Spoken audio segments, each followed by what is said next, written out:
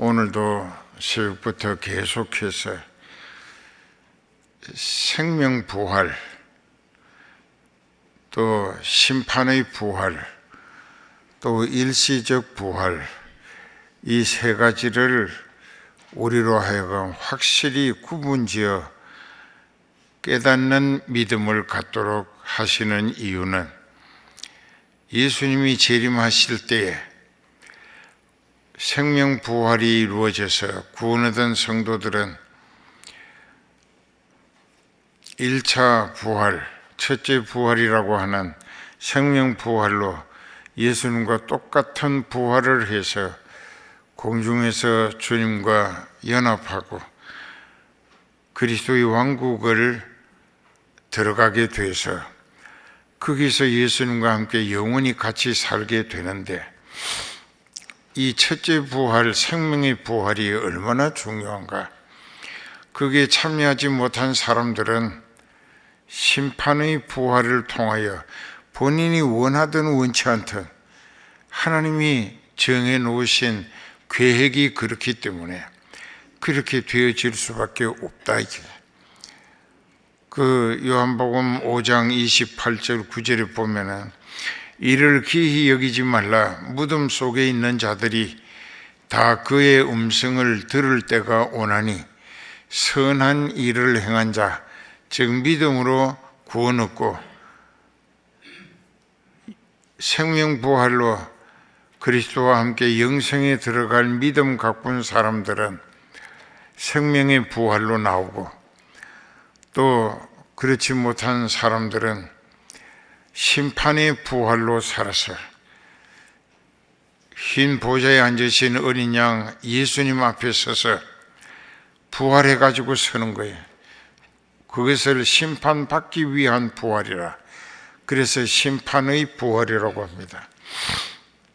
그 사람 행위록에 요즘 비디오 테이프나 이 녹화되어진 것을 본인에게 다 펼쳐 보여 네가 어떻게 살았는가 보라, 이런 짓 하고 살지 않았느냐. 그렇기 때문에 너는 믿을 기회를 여러 번 줬지만은 끝내 회개치 아니하는 고집 때문에 하나님의 진노를 재촉해서 너는 이제 꺼지지 않는 용불 지옥에 들어가 영원토록 죽지도 아니하고 불꽃에 시달리는 고통을 겪으며 슬피 울고 이를 갈게 될 것이다. 이것이 심판의 부활이고, 또 일시적 부활은 2부 예배 때 설명을 조금 드린 것 같은데, 구약시대에도 부활이 있었습니다. 그 아까 설교할 때 말씀드린 바와 같이 열왕기하 13장 20절 21절에 보면은 모압 군대가 추수해 놓은 것을 빼앗아 가기 위해서 쳐들어왔어요. 이스라엘을 하나님이 허락하신 거예요. 왜? 이스라엘이 믿음이 하나님께 너무나 실망과 근심을 드렸기 때문에 고통을 당하게 해서 왜 우리가 이런 억울한 고통을 겪는가 하면서 회개하다가 하나님 앞에 믿음이 바로 돌아설 수 있기를 목적으로 섭리하신 역사였습니다. 그래서 이제 쳐들어와 가지고 마구 죽이는데, 마침 어떤 사람들이 장례를 치르러 송장을 떠매고 무덤으로 가다가 그 앞에 적당 원수 적군이 쳐들어오는 것을 보고 산 사람이 살아야 되겠다고 시체를 길가에 있는 어떤 무덤에다가 던져 넣었어요. 그리고 자기네들은 피신하려고 하는데 보니까 시체를 던져 넣는데 그 묘가, 무덤이 돌 같은 선반 위에 1년 전에 갖다 놓았던 엘리사의 시체였습니다. 엘리사의 뼈에 그 시체가 닿기 바쁘게 시체가 살아났습니다. 그래서 그 사람 데리고 피신했겠죠. 그것은 무엇을 의미하느냐? 이스라엘에게 하나님이 아브라함을 통하여 택하시고 여러 모양으로 눈동자같이 보살피시고 또 원수 적군이 쳐들어 못하게 방패하시고 끝내 살아남은 자들을 통하여 아브라함과의 약속을 성취하시기 위하여 하나님도 이만저만 속썩은 일이 너무너무 많았습니다. 그런데도 하나님께서 그때 그 시체가 왜 살아나게 하셨느냐?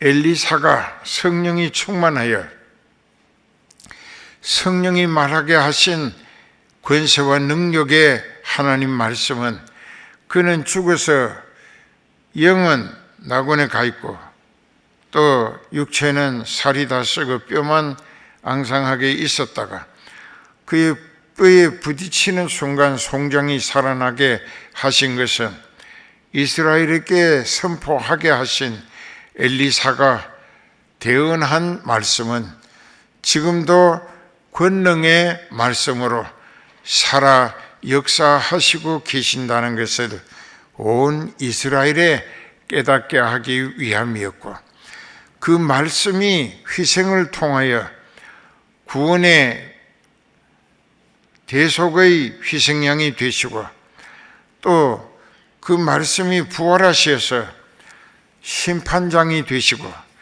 그래서 예수 그리스도를 알아보고 믿어져서 철저히 회개하면 원죄와 자범죄까지 용서받고 믿음으로 살기를 다짐하며 신앙 고백할 때에 성령을 파송받아서 영성체질 신앙으로 오로지 생명 부활로 예수님과 천국에서 영원히 살 그 소망을 목적으로 믿음 생활하게 된다는 것입니다. 그것을 구약 시대에도 생명 부활이 있다는 것을 또 심판의 부활이 있다는 것을 일러주시는 교훈이 있었어요. 그러면 엘리야 다음 엘리사 시대에 약 600년 전에 있었던 일입니다. 예수님이 나시기 600년 전에. 그랬는데 예수님도 말씀하셨어요. 요한복음 11장 25절 이하에 보면 나는 부활이요 생명이니 나를 믿는 자는 죽어도 살겠고 무릇 살아서 나를 믿는 자는 영원히 죽지 아니하리니 이것을 네가 믿느냐? 질문이에요. 퀘스천 마크라고 질문을 하신 겁니다. 그때 이제 마지막 부활 때에는 죽은 오빠 나사로가 살아날 줄을 우리가 믿고 있습니다 했을 때 아니다. Right now. 바로 지금 네가 믿으면 네 오라비가 살아날 것이다. 근데 죽은 지 날이나 돼서 시체가 악취를 풍기는 썩고 있었지만은 그 지하 3층쯤 돌 위에 누워있는 이 나사로의 시체, 예수님은 밖에서 무덤 문을 열어라 하고 큰 소리로 나사로야 나오너라. 그의 시체가 뿔떡 일어났습니다. 제자들을 시켜 들어가서 풀어놓아 걸어 나오게 하라. 그래서 걸어 나왔습니다. 그 다음부터 예수님을 통한 부활의 소망, 이것이 많은 사람들에게 실질적으로 믿어지는 믿음의 과정을 보여주신 것입니다. 어떻게 시체가 살아서 되살아 나오는가? 예수님의 말씀의 권능으로. 그래서 이제 오늘 누가복음 24장의 1절부터 이제 쭉 내려가면서 35절까지는 엠마오에 살았던 글로바와 그의 친구, 약 25리쯤 되는 거리입니다. 10km 된다는 것입니다. 그들은 예수님의 초자연적인 능력의 역사를 보고, 아하, 저분이면 이스라엘을 구원하실 왕이 되겠구나 해서 정치적 메시아로 기대가 컸었는데, 그래서 따라다니는데 예수님이 죄인들의 손에 죽임당하시는 모습을 보고 그들의 마음속에는 예수님을 통한 비전도 기대도 희망도 완전히 다 끝나버렸습니다. 그럼 예수님의 시체를 가슴에 안고 절망투성이가 돼가지고 자기 고향 엠마오로 내려가면서 낙담하고 있을 때, 낙담은 낙심되는 대화를 주고받고 있었습니다. 그때 어떤 분이 자기들 옆에 끼어들어가지고 동행하면서 대간절 당신네들이 이 길 가면서 주고받는 얘기가 무슨 얘기냐 하니까 그 두 사람이 발걸음을 멈추고 그분을 좀 못마땅한 듯 노려보면서 당신이 예루살렘에서 건간이 되어진 일을 몰라서 묻느냐고 핀잔을 합니다. 그분이 예수님이에요. 부활하신 예수님.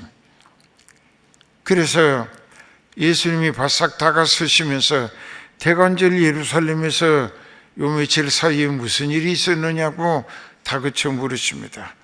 그러니까 그들이 공자 앞에서 문자 쓴다는 식으로 예수님께 예수님이 얘기를 합니다. 우리는 나사렛 예수 그리스도에게 기대가 컸었다. 그는 말과 일에 능하신 선지자였다. 그분이라면 이스라엘의 왕이 되어 정치적 메시아로 로마 제국으로부터 해방 독립국가를 이루어서 우리를 잘 살게 해줄 것이라고 기대했었다는 것입니다. 그러니까는 예수님께서 심각한 표정으로 그 두 사람 사이에서 말씀하십니다.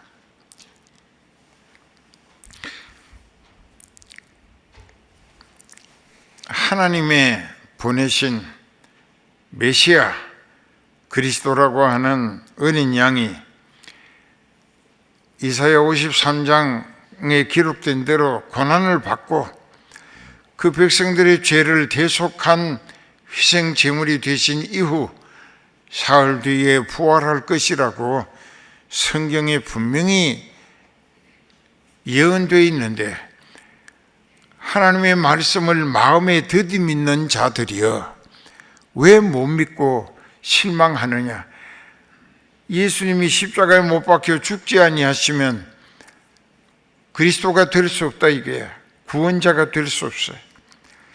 그것은 하나님이 정하신 일이고 예수님이 원해서 가시는 과정이었는데, 그래서 다시 살아나셔서 만인류의 구원자가 되실 것이라는 것을 왜 못 믿느냐고 그때 두 제자의 마음이 뜨거워졌다라고 고백을 합니다. 그 인간은 예수님이 영적인 소망의 진리의 복음을 말씀하실 때에 그들의 마음이 뜨거워졌어요.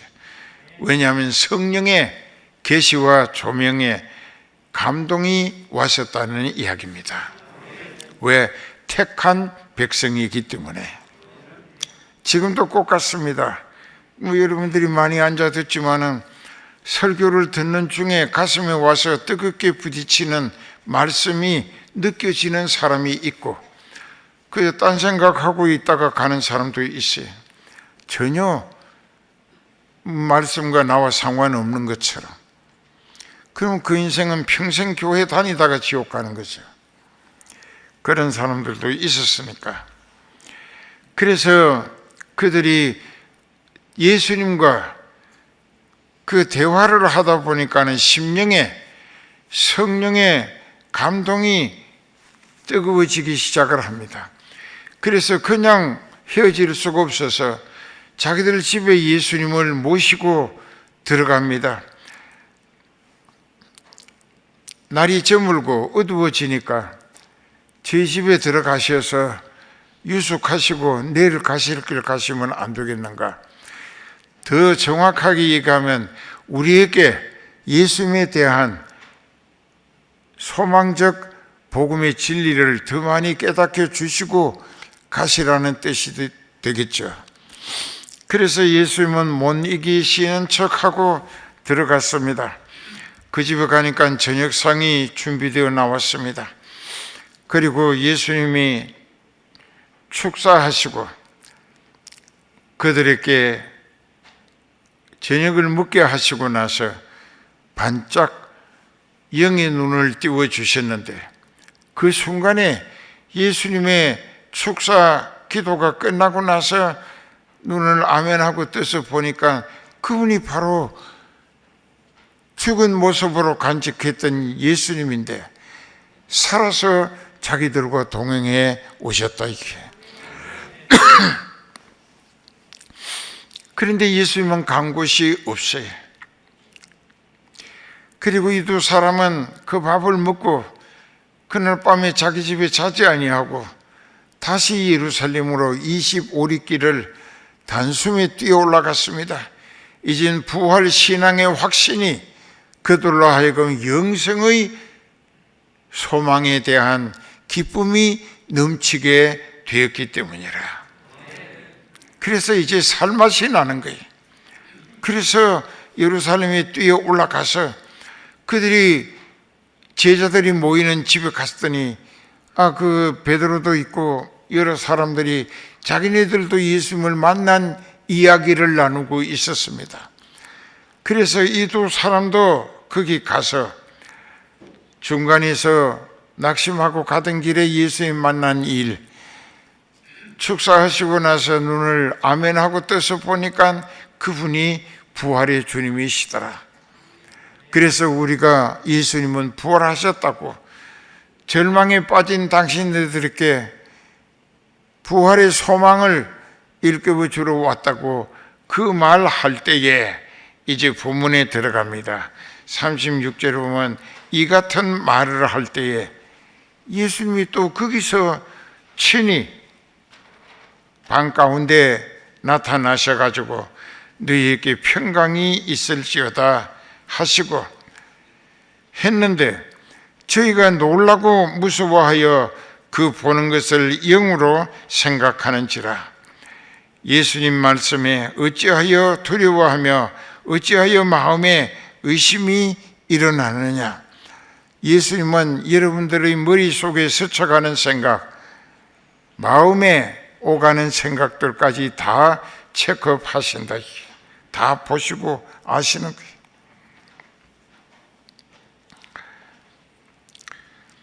내 손과 발을 보고 나인 줄 알라. 또 나를 만져봐라. 영은 살과 뼈가 없으되 너희 보는 바와 같이 나는 다 있다.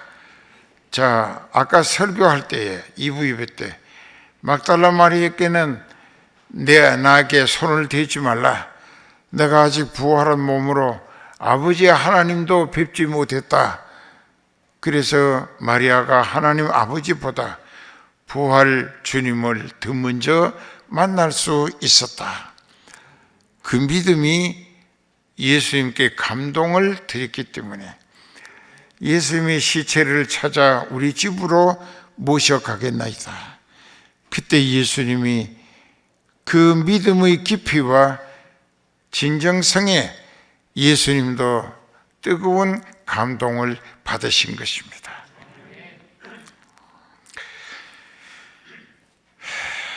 그래서 예수님의 지금은 예수님 손발을 내보이시면서 나를 만져보라 이게.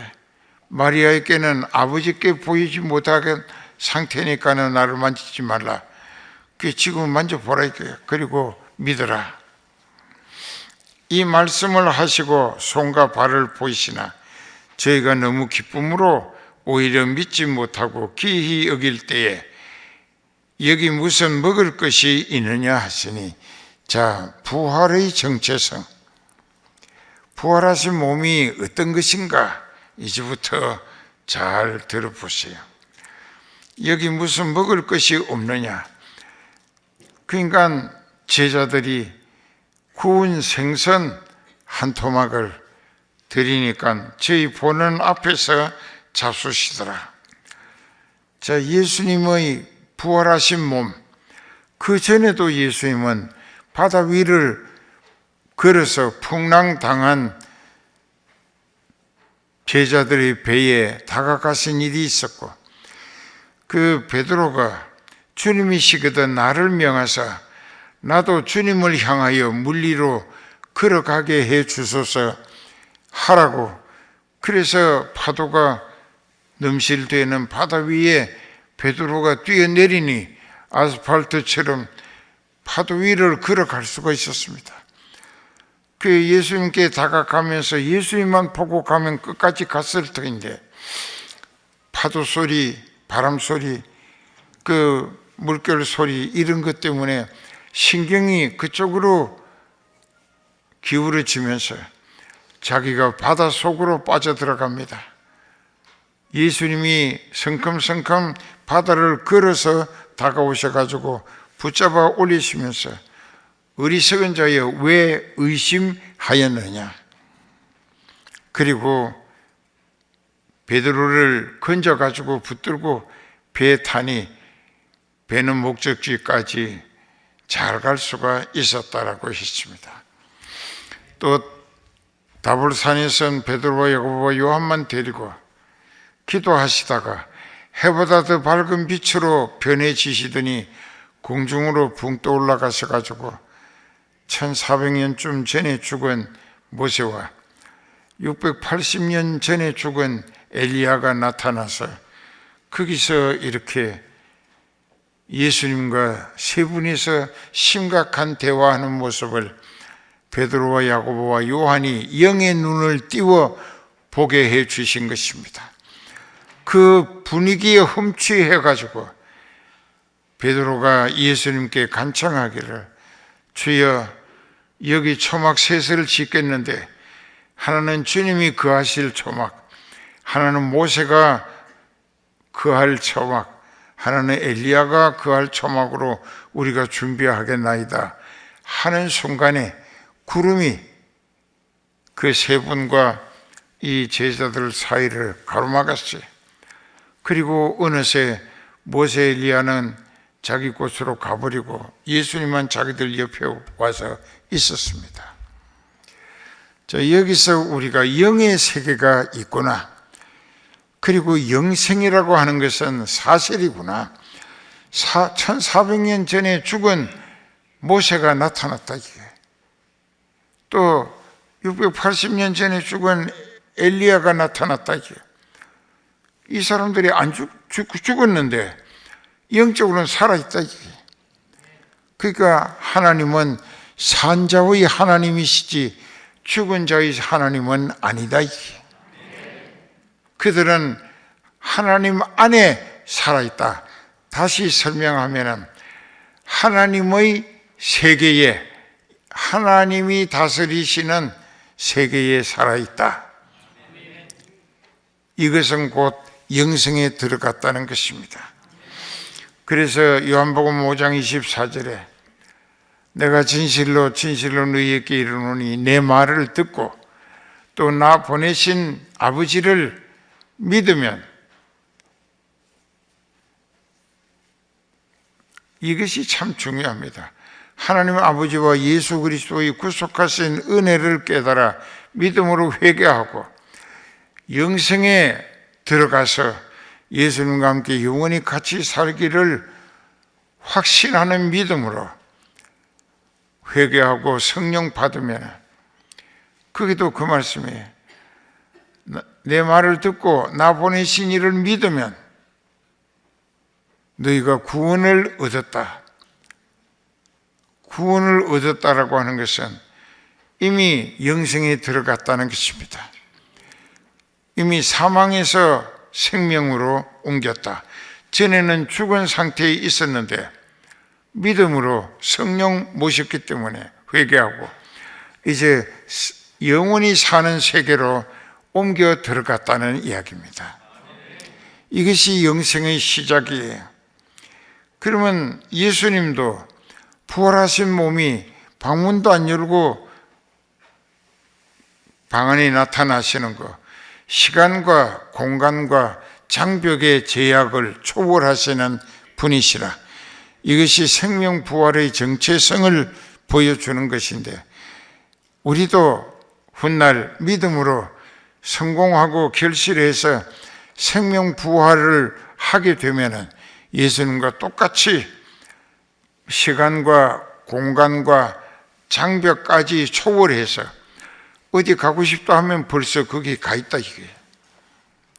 이것을 신령한 몸이라고 고린도전서 15장에 부활에 대한 설명을 장황하게 늘어놓는 그 내용들 중에 이제 부활한 생명 부활에 참여한 몸은 신령한 몸이라.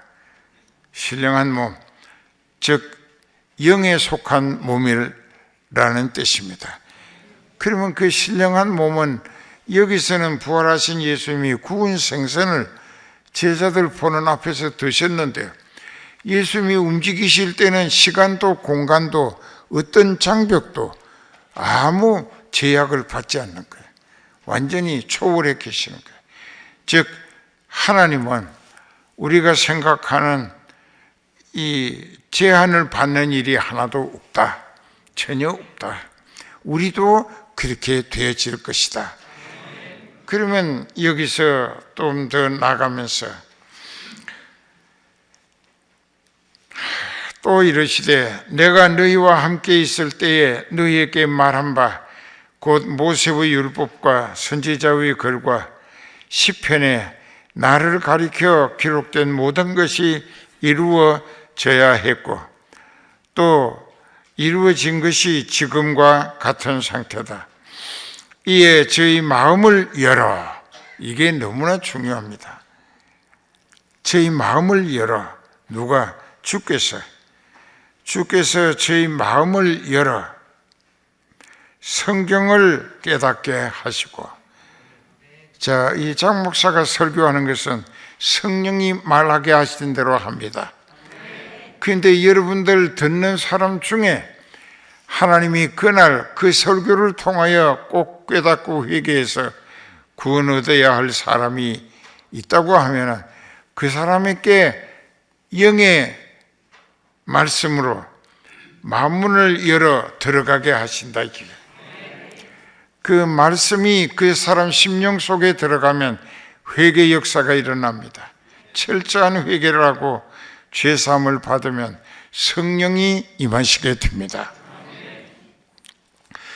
그래서 루디아라고 하는 두아디라 성의 자주장사 이 여자에게도 사도행전 16장에 14절에 보면 주께서 사도 바울의 영감적 설교를 들을 때에 주께서 그 루디아의 마음을 열어 바울의 선포하는 하나님의 말씀을 청종하게 하신지라. 들을 청, 따를 종자예요. 한문으로. 듣고 그대로 복종하도록 하나님이 만드신 거예요. 루디아가 그날 성령을 충만히 받고 제일 먼저 자기 집으로 바울 일행을 모셔가서 자녀들에게 복음화 시키는 기회를 만들었습니다. 그래서 그 집이 다 복음화되고 그 집에 빌립보 교회가 세워지고 그래서 유럽으로 복음이 확산되어지는 교두보로 삼으셨다. 그걸 우리가 잘 깨달아야 되는 거예요. 주께서 여러분들의 마음을 여셨다. 이 어리석은 장 목사의 마음도 주께서 여신 거예요. 그래서 하나님의 말씀을 듣고 깨닫고 또 그 말씀이 내 속에 들어올 수 있도록 그 말씀이 누구냐? 예수님이에요. 예수님이 내 마음에 들어오셨고 성령도 들어오셨고 그러니까 나는 말씀에 이끌리고 성령께 쓰임 받는다.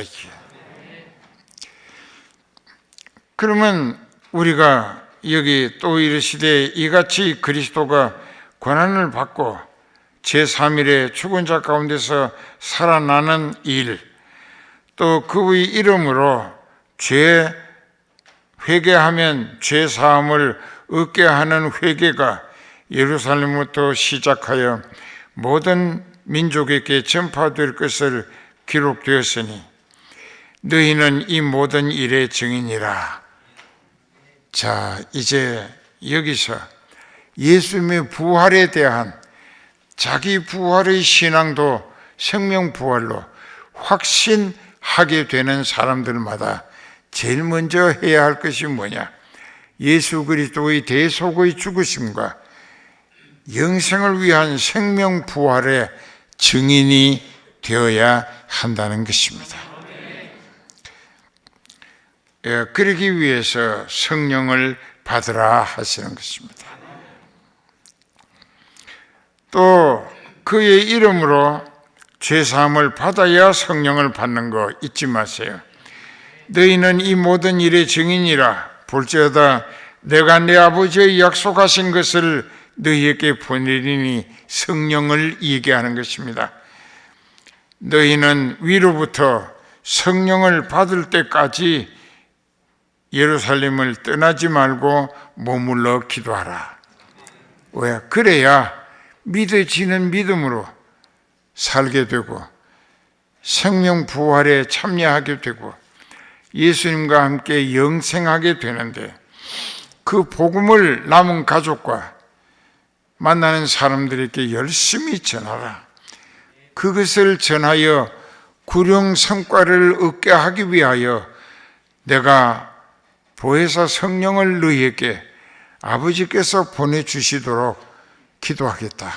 우리가 그리스도의 왕국에 들어가서 생명 부활로 예수님과 똑같이 되어 영생 복락을 누리게 될 때 이렇게 생명수와 생명 과일 먹고 영원히 살게 된다는 것입니다.